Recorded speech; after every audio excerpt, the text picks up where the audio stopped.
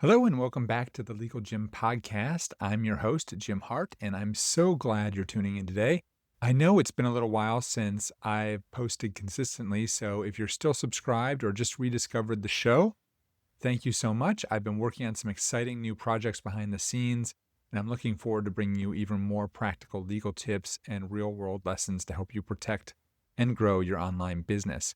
In today's episode, I want to talk about something I've been hearing more and more from clients and entrepreneurs lately, and that's basically the rise of people using ChatGPT and other artificial intelligence tools to draft their legal documents and get legal advice.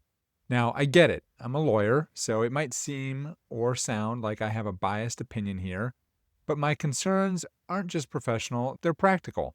There are some real risks involved when relying on AI to create your contracts. And in this episode, I'm going to walk you through 5 of the big reasons why that is and what you should do instead. So the first reason is that ChatGPT, or any artificial intelligence program of that sort, is not a lawyer, and nor are you. Well, you might be. You might be listening to this and maybe you are a lawyer, but I presume that most of the people listening to this and trying to get information and guidance on this topic are not lawyers.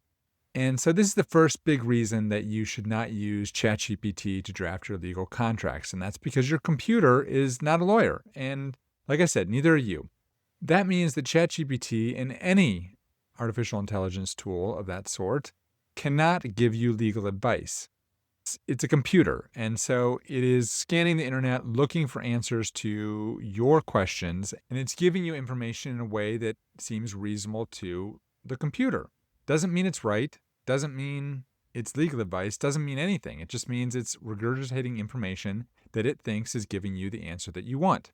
Now, legal advice can only be truly given by a licensed attorney who has been fully informed about your situation and is able to tailor their advice to your legal needs and the specific questions that you have. When you're entering prompts into a computer, oftentimes you don't know what information is important to provide and what isn't. Without the proper inputs, artificial intelligence is not going to be able to properly understand the nuance of your specific business or the industry that you're in so that it can advise you on what the law means for your personal situation. When you use AI, the information provided by the computer is only as good as the inputs that it is given. And as I like to say, when you give the computer crappy inputs, you're going to get crappy outputs. Worse, the artificial intelligence likely won't even realize that the information it's being given is flawed, nor will it ask smart follow-up questions the way a human lawyer would. So that's the first reason that you really should not be using artificial intelligence to draft your legal documents or give you legal advice, and that's because it's not a lawyer. It's not meant to give legal advice. The second main reason is that AI-generated contracts often contain errors or legal gaps that you're not even aware of. So have you ever used ChatGPT and received a response that didn't seem quite right, or maybe you knew that the response was just downright wrong? Well, believe it or not, the same can happen if you attempt to use artificial intelligence to draft your legal documents. ChatGPT may crawl the web to find some boilerplate language that sounds good to a non-lawyer, but it may be unenforceable, outdated, or both. And this is because the legal landscape is constantly changing. And as smart as artificial intelligence is, sometimes it just can't keep up. As of the recording of this podcast episode in July of 2025, the knowledge cutoff for ChatGPT is currently October of 2023. So that's almost 2 years ago, which in the legal world is basically completely obsolete, just like the tech world. Not only that, but ChatGPT is likely to draft legal clauses and provisions that may contradict one another in your final product, or worse, it might contradict your legal goals in drafting the contract in the first place. And this assumes that you actually have all the most important clauses in your contract to begin with, which is a huge assumption. In many cases, ChatGPT will miss critical clauses entirely. Things like a venue provision, or something about indemnification, or a dispute resolution clause. So if you don't know what these words mean or how they will affect your agreement, especially if they're missing or contradictory, then you probably shouldn't be using ChatGPT to draft your legal contracts to begin with. Third, when you use ChatGPT or Claude or CoPilot or any of these software programs, you're really giving yourself a false sense of security. And just because a document looks like a solid legal contract doesn't mean it will hold up in practice or in court. Many entrepreneurs who use ChatGPT to draft legal contracts think they are legally protected until they aren't. They are lulled into a false sense of security because they have a fancy-looking contract. Unfortunately, however, their contract is likely not worth the paper it was printed on and very well may not accomplish the goals that you set out for your legal document. As a result, many entrepreneurs don't even realize they have a problem until they receive a lawsuit or their contract is challenged in court. And trust me, this is not a position that you want to be in. So that's the third reason, a false sense of security. The fourth reason is that legal contracts are more than just fill in the blank. And I know that a lot of non-lawyers think that a legal template, that's all it is fill in the blank, but there's so much more to it than that.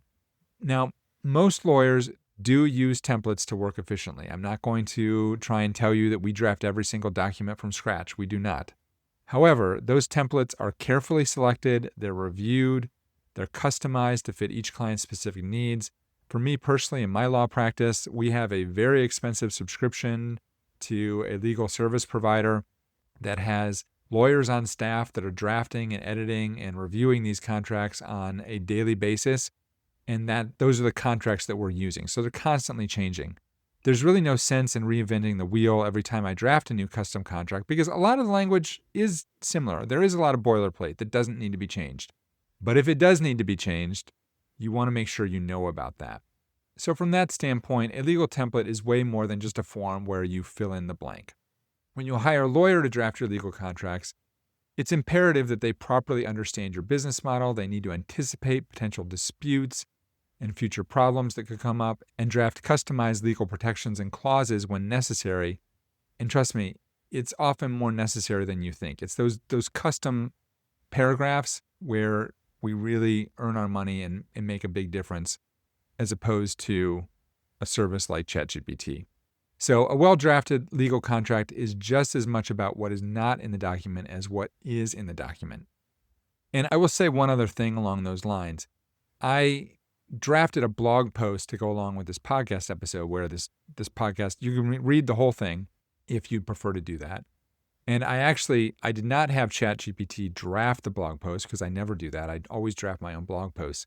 However, I did copy the blog post into ChatGPT and asked it to basically run a spell check and to edit it for conciseness and things of that sort. And as I'm reading it right now in preparing this episode, there's multiple edits, there's multiple changes that need to be made. So ChatGPT is by no way perfect, and you need to be aware of that. So the fifth thing I want to bring up for you is what you should do instead. Now, not surprisingly, as I've mentioned multiple times here today, I don't advocate using legal documents that were drafted by AI, whether using ChatGPT or another platform. Instead, I do recommend using our lawyer-drafted and vetted legal documents, such as the ones you can find at onestopligal.co. Even better, I would recommend consulting with a lawyer licensed in your jurisdiction whenever possible, especially if you have questions or you are looking at potentially litigation in the future. You definitely want to talk to a lawyer who can give you some timely and strategic advice and guidance on how you need to proceed. But if you can't afford the thousands of dollars that a lawyer would charge for a custom contract, then our legal templates at One Stop Legal are going to be the next best thing. They're reviewed by a lawyer, they're legally sound, and they're designed to be used safely and competently by non-lawyers. So a couple of final thoughts on just using ChatGPT in general and using ChatGPT to draft legal contracts. Like I said, I don't recommend using ChatGPT for that, but there are things that ChatGPT is actually very good at. It's a powerful business tool, and legal protection, unfortunately, is not something that you want to DIY with a chatbot. So whether you're starting a new business, launching a product, or protecting your brand, your contracts deserve the attention of a trained legal professional. And like I said, if you can't hire a lawyer, your next best option is a vetted legal template store or a legal template that's created by a lawyer like the ones at One Stop Legal. So here I want to go over with you some things that you can do that are safe to use ChatGPT for in your business and some things that you maybe want to pump the brakes and call a professional instead of using ChatGPT. So I would say it is safe to use ChatGPT for the following items. Now, brainstorming content ideas, great use of ChatGPT. That could be blog posts, emails, videos. That's a great way to come up with a list of ideas that you could use for your business. When you're writing social media captions or email subject lines, ChatGPT can be a great way to come up with some ideas there. When you're drafting internal SOPs or team onboarding documents, again, these are things that ChatGPT will do a great job of, or any type of artificial intelligence for that matter could do a great job of. If you're generating blog post drafts that you're going to edit later, you do not want to use.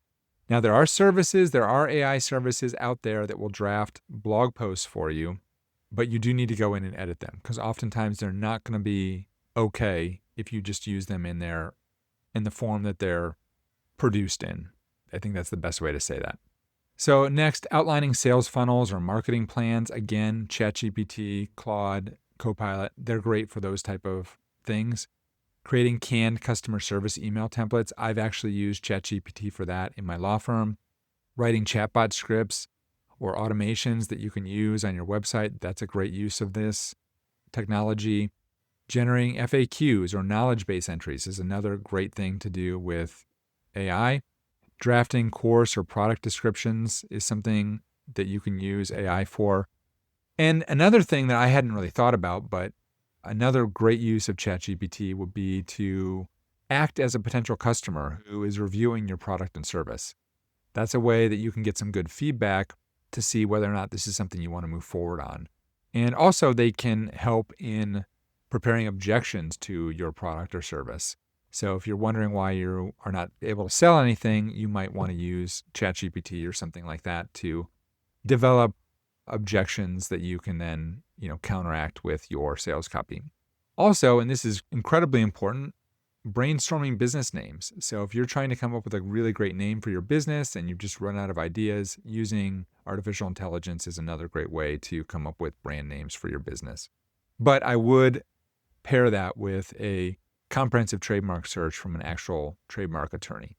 What I would not use ChatGPT or any type of artificial intelligence for is, as we've mentioned before, drafting legal contracts or agreements, creating trademark applications or any type of legal filing for that matter, giving legal advice or interpreting the law. Probably don't want to use AI for that.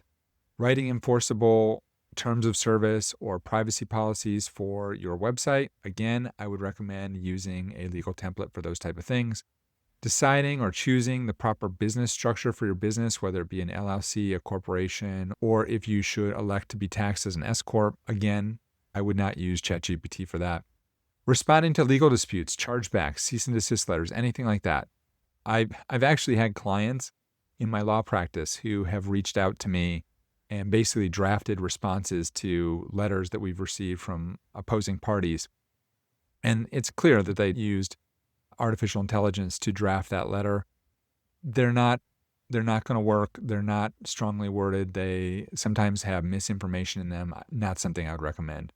Reviewing or negotiating contracts, of course, you don't want to use AI for that. Relying on AI as a substitute for a licensed professional. I think you're getting the idea here. You do not want to use AI in any way that is taking away from using a licensed professional for your business. You do not want to use AI to draft or file anything with the government or with the court system. And you definitely don't want to replace consulting with a lawyer or CPA or financial advisor or anyone like that by using ChatGPT. So if you were sick and you want to dump your symptoms into ChatGPT and ChatGPT tells you that they think you have, some sort of disease, okay, great. Now follow up with your doctor and see what the doctor says. Because again, ChatGPT, just like it's not a lawyer, it's also not a doctor. You do not want to use any type of artificial intelligence as a substitute for proper legal advice or any type of professional advice for that matter. Well, that's it for today's episode of the Legal Gym podcast. I hope this helped shed some light on why using AI to draft your legal documents might not be the best move for your business. If you enjoyed this episode, I'd be incredibly grateful if you could take a moment to leave a rating or review wherever you're listening to your podcast episode. It really helps other entrepreneurs like you find the show. And if you're ready to take the next step, be sure to check out the Done For You legal templates I've mentioned in today's episode. You'll find a link to the show notes at onestoplegal.co/58. Once again, that's onestoplegal.co/58. Thank you so much for joining me today. And until next time, keep building your business the smart way. One thing before we go, however, I do want to mention that the information provided in this podcast episode is for general informational purposes only and does not constitute legal advice. While I am a licensed attorney, listening to this podcast episode does not create an attorney-client relationship. Always consult with a qualified legal professional regarding your specific situation before relying on any information or documents. Use of AI tools like ChatGPT or Claude should not be a substitute for legal counsel. Thank you so much. Talk to you in the next episode.